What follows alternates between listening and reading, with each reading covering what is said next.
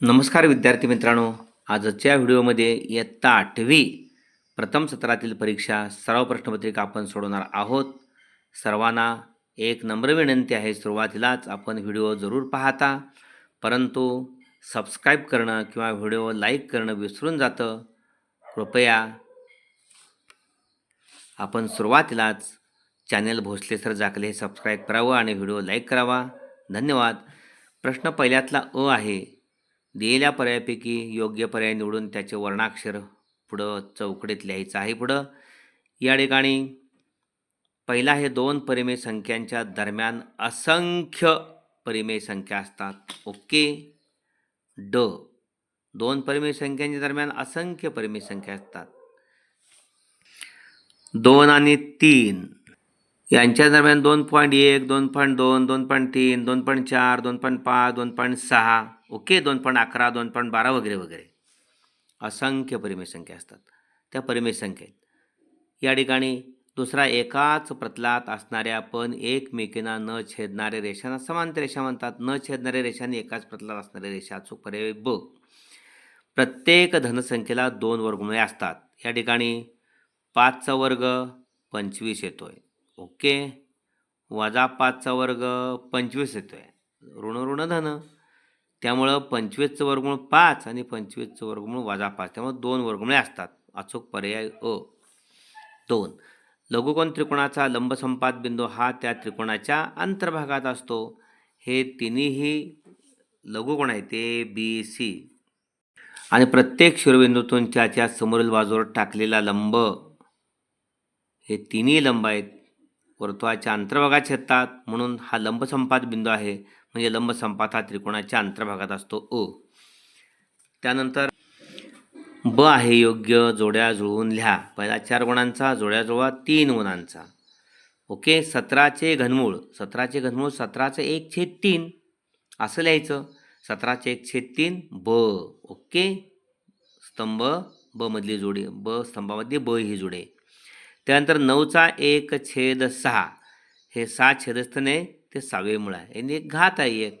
9च्या 6व्या मुळाचा पहिला घात किंवा 9च्या पहिल्या घातात 6वं मूळ. या ठिकाणी 9चे 6वे मूळ ड. ओके. पहिल्या घात काय नाही म्हटलं तर चालते. 9चे 6वे मूळ ड. 1/2 त्याचा 0. कोणत्याही संख्येचा घात 0 असेल तर त्याची किंमत 1च असते. अचूक या ठिकाणी जोडी आहे ती अ. ओके. ब, ड आणि अ. त्यानंतर क आहे, विधानी सत्य की असत्य 3 गुणांचा. म्हणजे पहिला प्रश्न 4 आणि 3, 7 आणि 3 10 गुणांचा झाला.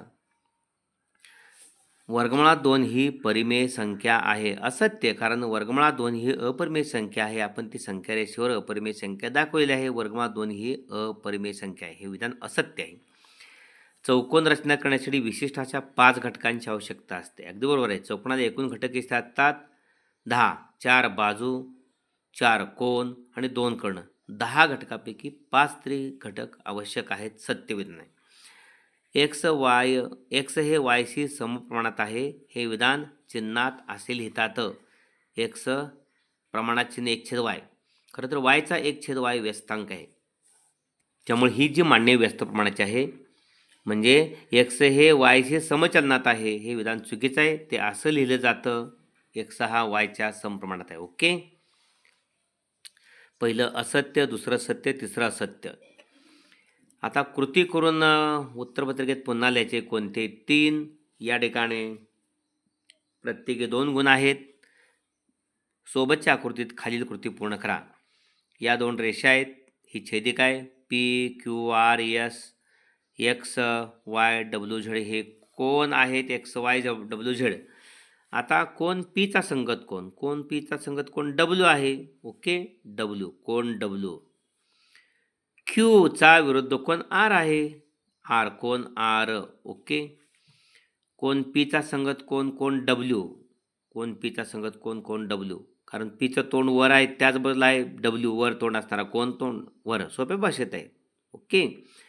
त्यानंतर कोण क्यूचा विरुद्ध कोण? कोण आर. कोण आरचा अंतर कोण? कोण आरचा अंतर कोण? कोण डब्ल्यू. आर आणि डब्ल्यू हे 2 रेषेच्या आत आहेत. डब्ल्यू. आणि कोण या ठिकाणी कोण यसचा व्युत्क्रम कोण यसचा व्युत्क्रम कोण डब्ल्यू. ओके.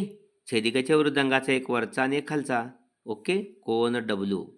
असे हे 2 गुण याचे झाले. ओके. दुसरा आहे 0.125चे घनमूळ किंमत काढण्यासाठी खाली कृती पूर्ण करा. या ठिकाणी सुटे दशक शतक हजारच्या ठिकाणी दशांश चिन्ह आहे म्हणून दशांश चिन्ह काढून इथं घनमुळात आहे, हे घनमुळ आहे.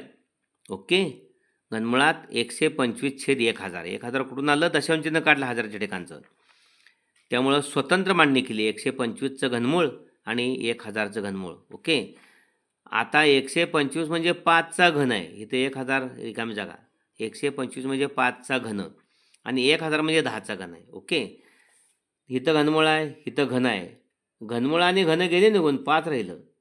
चिन्ह पण जाणार आहे कारण घनमुळात चिन्ह आणि हे घन गेला निघून. इथं पण घनमुळात चिन्ह हे चिन्ह आहे जे वर्गमुळाचं आणि हा घन आणि हा 1/3 येणार आहे सोडवून. ओके. हे 10चा 1/3 आणि पहिलं 3. 3ला 3 गेले म्हणजे घनमूळ आणि घन निघून गेले.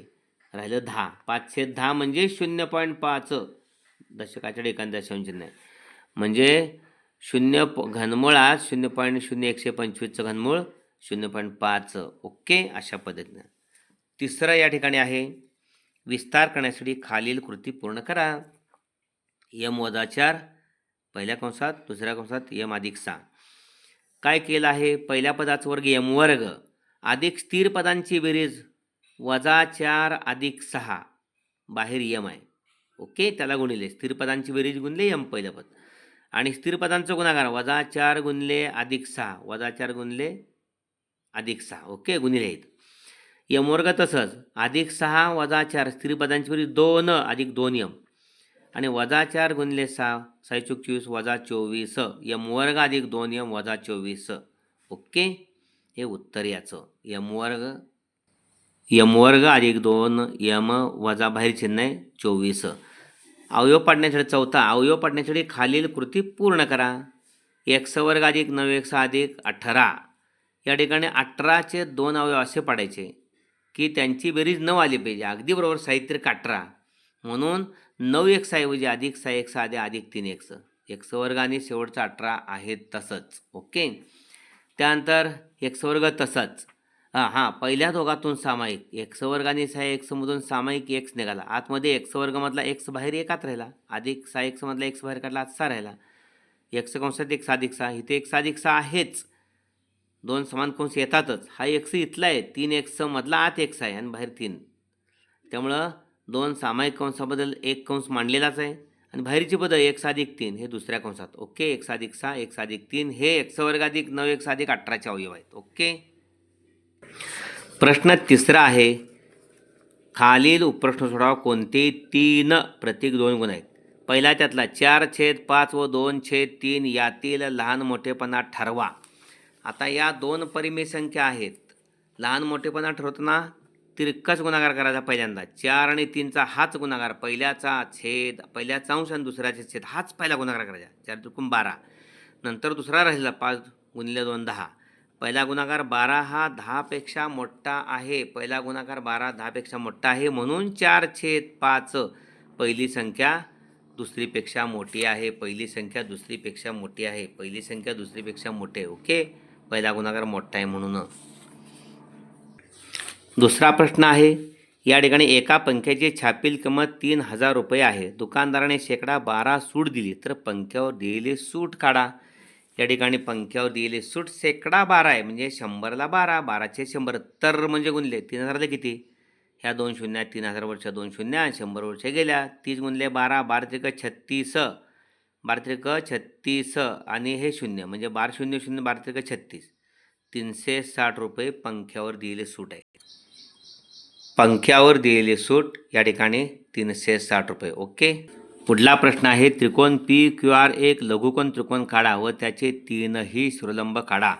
हा त्रिकोण PQR लघुकोन त्रिकोण काढलेला आहे म्हणजे PQR हे 60-90 पेक्षा लहान आहेत.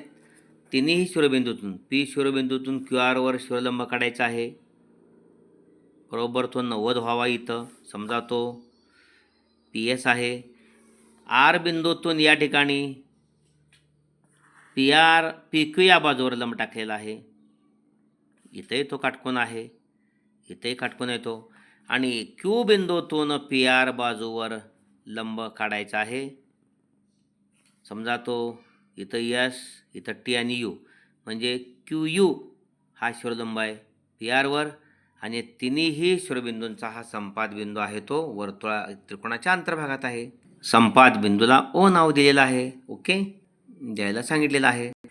पुढला प्रश्न आहे, रफिकने शेकडा 4 दलाली देऊन दलालामार्फत 15,000 रुपयाची फुले विकली तर दलाली काढा. या ठिकाणी एकूण दलाली शेकडा 4 आहे. 100 रुपयाला 4 रुपये द्यावे लागतात. तर 15,000ला किती? 100 वर्षा 2 शून्य, या 2 शून्य 15,000 वर्ष गेल्या, 15 चोक 60 आणि हे शून्य म्हणजे 600 रुपये दलाली. ओके, रफिकला द्यावी लागणारे दलाली 600 रुपये.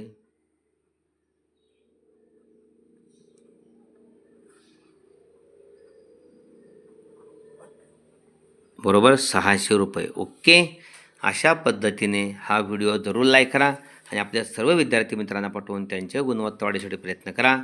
उर्वरित प्रश्न आहेत ते आपण पुढील व्हिडिओमध्ये घेणार आहोत. धन्यवाद.